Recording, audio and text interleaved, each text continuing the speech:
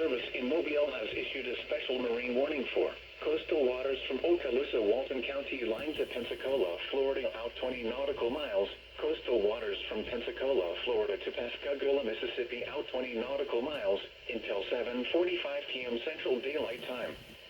At 6:49 p.m. Central Daylight Time, a strong thunderstorm was located 7 nautical miles southeast of Pensacola Pass, moving south at 10 knots. Hazard, wind gusts 34 knots or greater. Source, radar. Impact, small craft could be damaged in briefly higher winds and suddenly higher waves.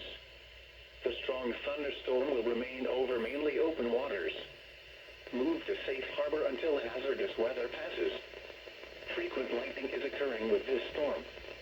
If caught on the open water, stay below deck if possible. Keep away from ungrounded metal objects.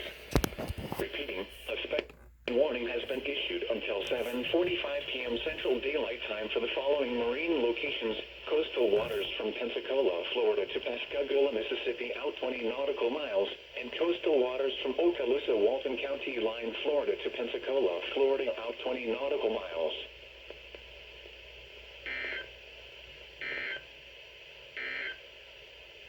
The following weather reports were made